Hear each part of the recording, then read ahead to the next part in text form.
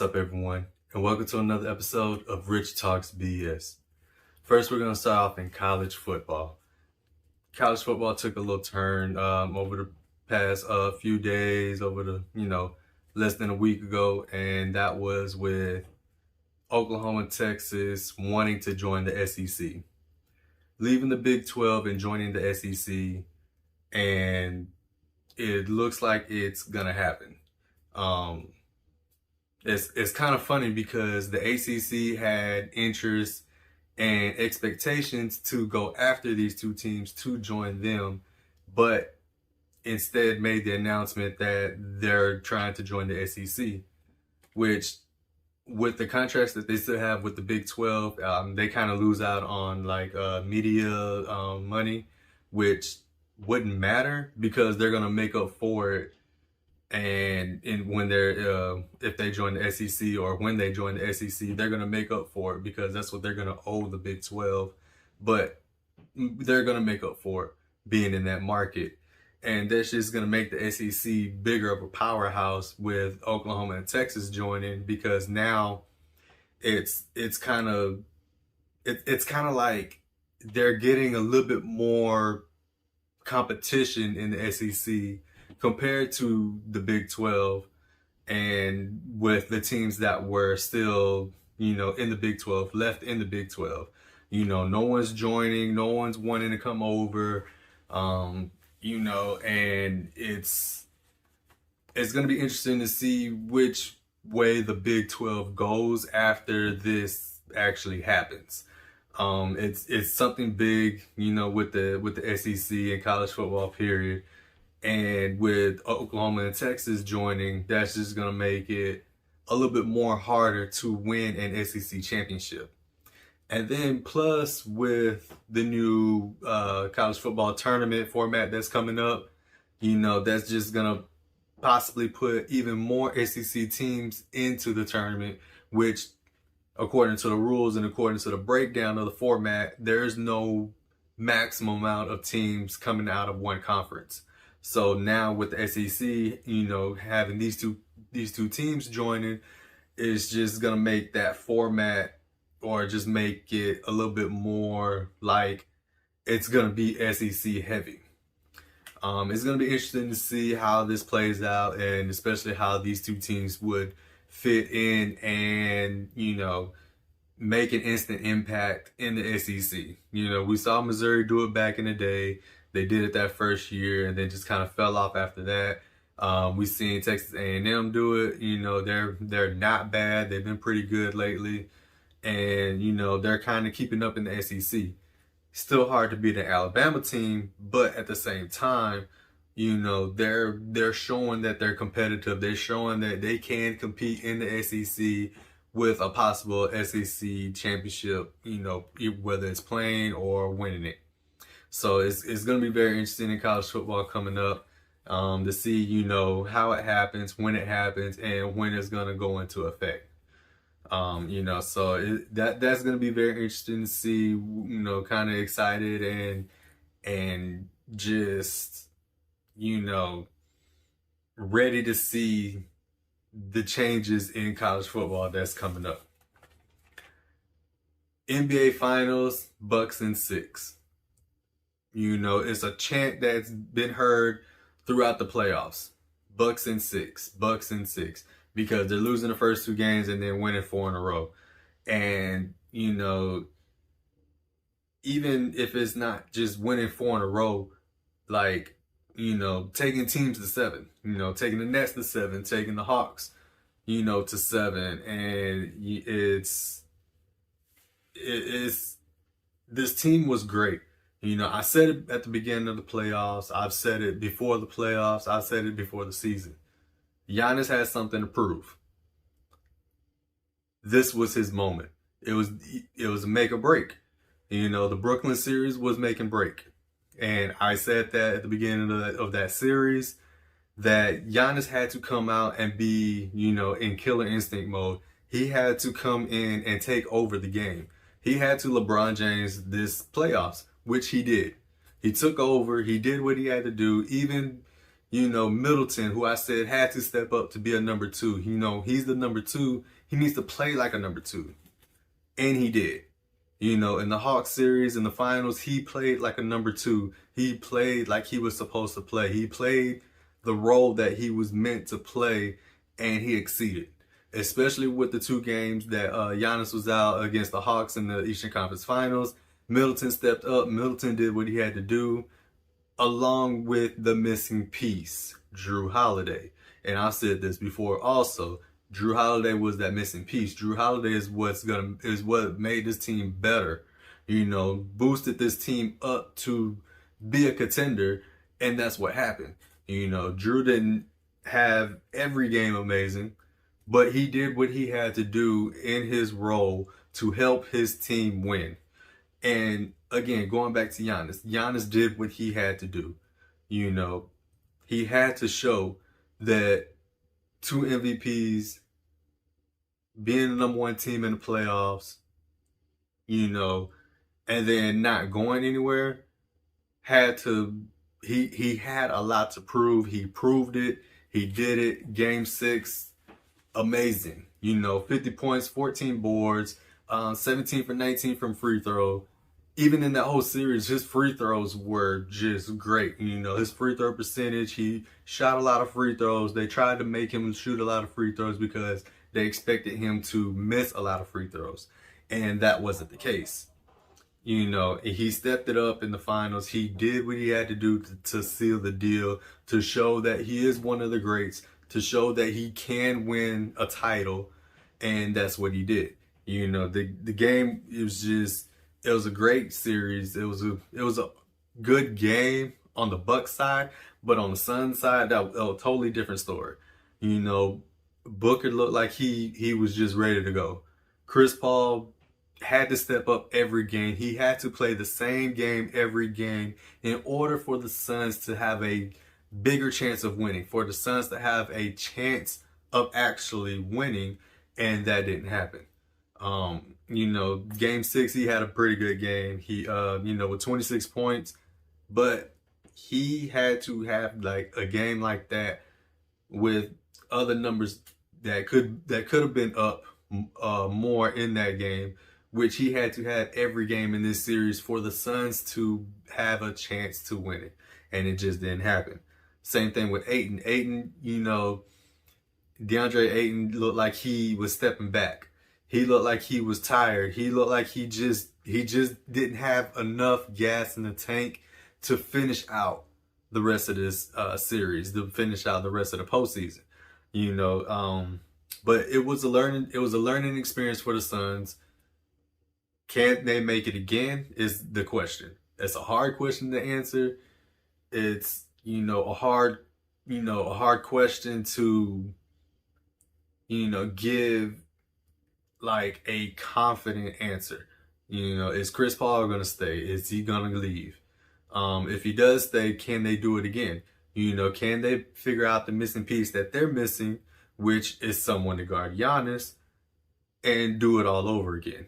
The West is going to be even tougher next year. Even tougher next year, depending on who stays healthy, what teams get, pick up certain players from free agency, from trades, and then we also got the draft coming up. So we're going to see how everyone else plays it out. Speaking of Chris Paul not being in Phoenix, LeBron and the Lakers are showing interest in Chris Paul. At the same time, they're doing what they have to do. They've kind of shown interest, but not officially in Dame. But possibly getting a Chris Paul would make this team automatically the team to beat to win a NBA title. But we're gonna see how that goes. We're gonna see, who they can pick up, who they're gonna trade for, who they're gonna keep, who are they gonna get rid of. That's basically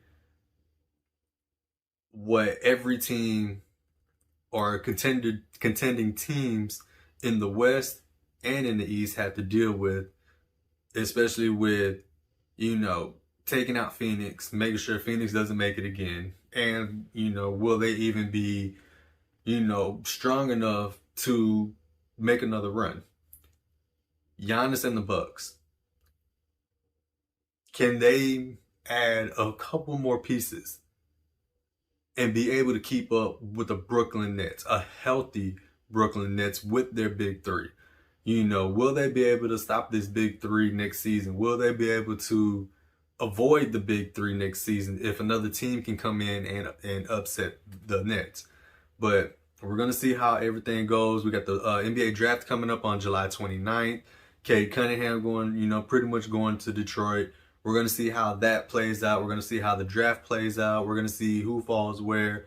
And even that, with trading picks and trading up or trading down, we're going to see how all that plays out also at the same time. Which, the NBA draft is going to be a little bit more interesting than it was last season. Got a few, better players in this draft than last year's draft. But it's going to be interesting to see, what happens in the postseason period, in the off season, see what's going to happen in the off season, see who's going to pick up who, and what kind of transactions are going to happen. And that, that leads to like the top 12 free agents. You have DeMar DeRozan, Kawhi Leonard, which he has a player option. Don't see him actually leaving the Clippers, but he's going to be a free agent. John Collins, Kyle Lowry, Lonzo Ball, Andre Drummond, Dennis Schroeder, Richaun Holmes. You got Tim Hardaway Jr., Norman Powell, who also has a player option, Bruce Brown, who's going to be a restricted free agent, and Nicholas Batum. Those are 12 good players who can fit into a role to help a contending team go further or, reach further, be better. But it just all depends on who goes where, who's going to be able to pick up, one of these players, especially John Collins. Is he going to stay in Atlanta? Is he going to be better than he was in Atlanta? He was a good player in Atlanta. He just kind of fell off there towards the end. It's hard to make a deep run into the playoffs and to play that many games and still be ready to play, still be at the top of your game, still have the stamina to keep pushing forward. Because when it gets that deep into the playoffs and you've played, 7 games almost each series, and it wears down on these players because they're not used to, especially the first time in the playoffs or first time making it that deep into the playoffs. It's gonna take a toll on their body, and it shows, and it did show. At that point, when both teams are like that, it's just survival of the fittest. Who's gonna outlast the other team, who's gonna outlast their opponent. And that's pretty much how it fell over. And the Bucks had what they needed to finish out what they needed to finish out, and then to go into the finals and win in 6. So we're gonna see how that goes. Can't wait for the offseason. Can't wait to see what's gonna happen in the draft, after the draft, and leading up to next season. In NFL news, we had running back Cam Akers from the Rams tear his Achilles during training. That's bad on the Rams' part. He was, of course, the number 1 running back. He did, had great numbers, had a great season with the Rams, and now to miss the season is going to hurt this Rams offense. Getting Stafford, and we're going to see how that plays out also with the NFL draft coming up for that, and to see what they can do with their draft players, who they drafted this past season for this earlier this year, and to see if they're able to pick up a free agent that is a role player and not a star player. Which, if he's a role player and he fits into this offense is going to be good. The Rams are going to be good. Saints wide receiver Michael Thomas is going to miss the start of the season after undergoing ankle surgery in June. We're going to see how long he's going to miss. It's is going to kind of make it a little bit harder for this Saints offense, especially with no Drew Brees. And with Michael Thomas being out at the start of the season, that it's not going to hurt them as much as if this was the middle of the season or towards the end of the season. The Packers and Devontae Adams, their contract talks are about long term are gone. There's not going to be any long term extensions between Devontae Adams and the Packers. It kind of gives you the feeling or the idea that Aaron Rodgers is not going to be a Packers, for long, because Devontae is going to be there if Aaron is there. If Aaron is gone, he's ready to go too. And that's what's going to make this, I believe this is going to make this Packers team break down. If Aaron Rodgers leaves, Devontae Adams leaves, this Packers team is not going to be the same Packers team we've been seeing for the past year, pretty much decade. And it's going to take a while for them to get back into that groove, get back to where they were at, and to get back to that status of one of the elite teams in the NFL. Deshaun Watson. We haven't heard his name since April. And he returned he joined the Texans at training camp on Sunday to avoid a $50,000 fine, a daily fine, for missing training camp each day. Avoiding that, but at the same time still wants a trade. So we're going to see how that's going. He still has the lawsuits that's still active, that's still pending. He still wants to be traded. With that Deshaun Watson situation, it's bad, but at the same time, when all this is said and done with the lawsuits, we could be seeing a Deshaun Watson not being in trouble for this. We could see a Deshaun Watson, getting out of this situation and ready to play. Now who's going to be the team to step up and trade for him? That's going to be the question. He does not want to be a Texan, still does not want to be in Houston. He's ready to go. Let's get him going. And now that, he's coming back, because now that it's coming to me, why not have the Aaron Rodgers, Deshaun Watson trade? Can there be cap room there in Houston to bring in an Aaron Rodgers? And same thing with the Packers to bring in a Deshaun Watson. Deshaun Watson and Devontae Adams will be a great team. That's a great pairing right there. Deshaun's got an arm. Deshaun's got legs. He's got feet. He can run. He can pass. He's a big guy. He's very smart.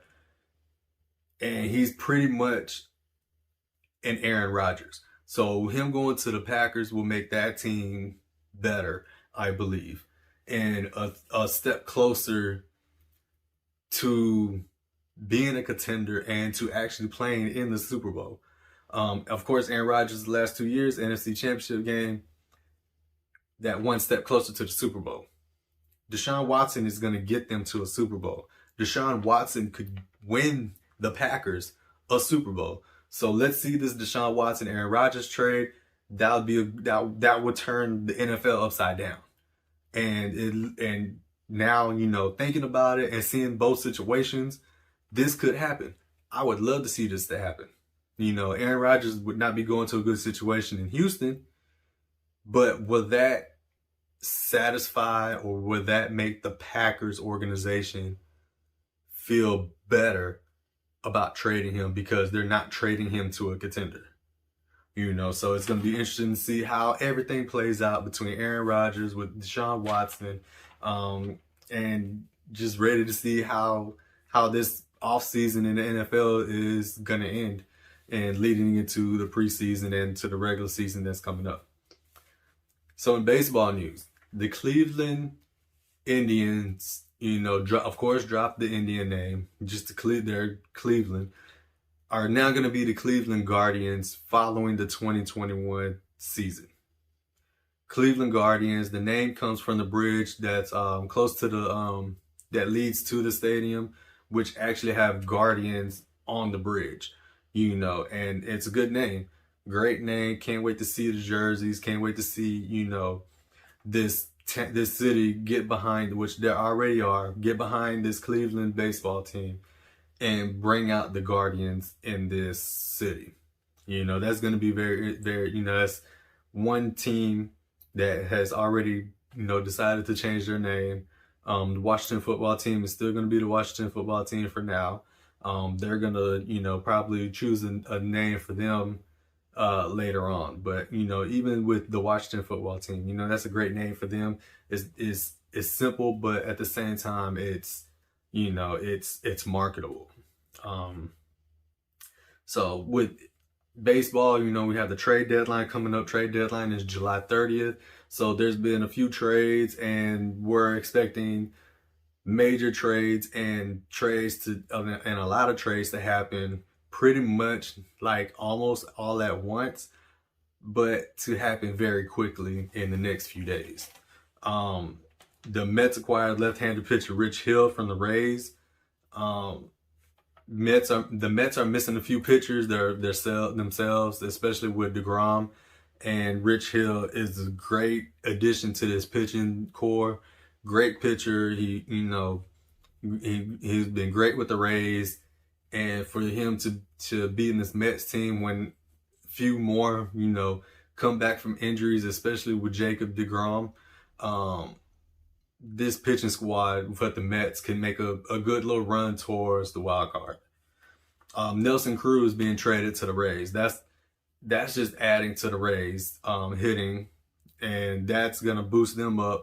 This is gonna help them with, you know, trying to get into the wild card and eventually trying to win out their division, which they still got to get past the Red Sox and they still got to get past the Yankees. So we're going to see how that's going to turn out. We're going to see how, you know, Nelson Cruz can add to this Rays lineup and ready for, you know, ready for wild card, ready for postseason, you know, and it's getting closer. So we're waiting to see how that's going to turn out. And news on Sunday was the Padres acquiring second baseman Adam Frazier from the Pirates.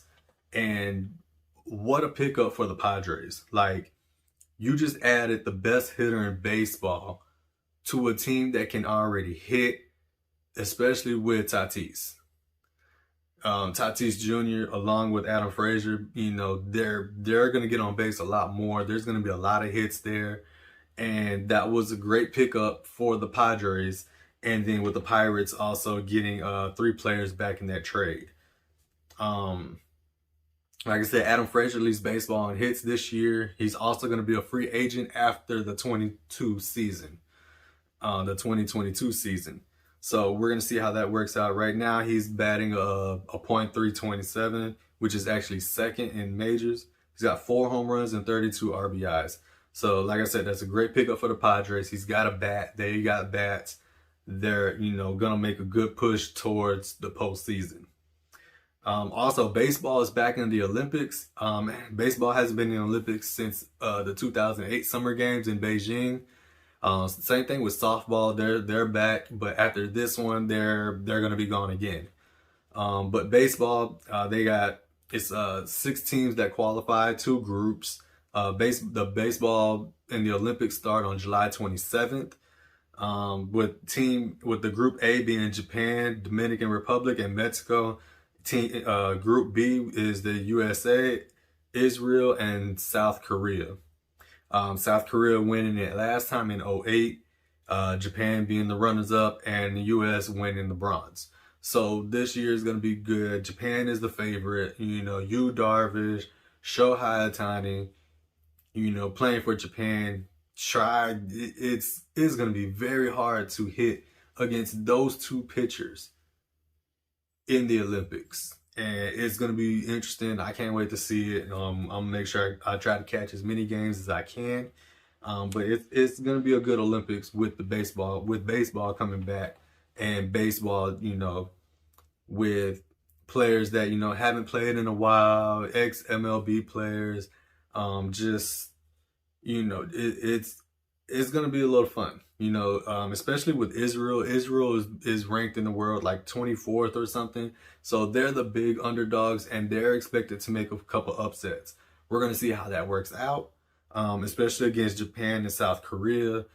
You know, two that I still expect to make it far into the medal rounds. It's, again, with Japan, you know, that them two pitchers is going to make it harder for every team they play against to win and to get to that gold medal round. Power rankings also came out. We had the Giants at number 1, who has the best record in Major League and is on pace to winning 101 games. Second with Astros, they got the best record in the AL right now. Dodgers, Mookie Betts just went on IL with a hip inflammation. 4 is the Rays, and 5 is the White Sox, who lead the AL Central, and the only other team that's over 500 in the AL Central or at 500 is the team that's in second place. So White Sox still have it easy in the AL Central. They could win that easily, get into the playoffs. They just gotta keep up. They gotta keep the pitching going. They gotta keep their wins going, which is not gonna be hard to do in the AL Central.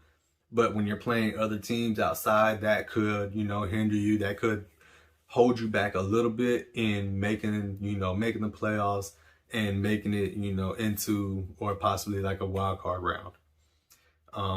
So it's a lot other stuff going on with sports, and it's getting a little, it's starting to get going. The Olympics, can't wait to see more of the Olympics. The Olympics, it's just kicking off. Can't wait to see what other upsets are going on. We've seen a couple upsets in opening rounds. U.S. men's basketball team falling to France in the opening game. That hasn't happened since 2004, and in 2004 they lost 3 games that year. So we're gonna see how that's gonna turn out. They're still trying to get it together. It looks like it's taking them a little bit longer. It's the first time the whole team's been together since the 3 came over from the finals, and is just ready to see what these countries bring to the Olympics, because now we're starting to see teams that were, being crushed by U.S. who are now able to keep up with the U.S., and then vice versa, with the U.S. being crushed by other countries in certain sports, are now, keeping up with those countries and even winning gold medals. So that's going to be interesting,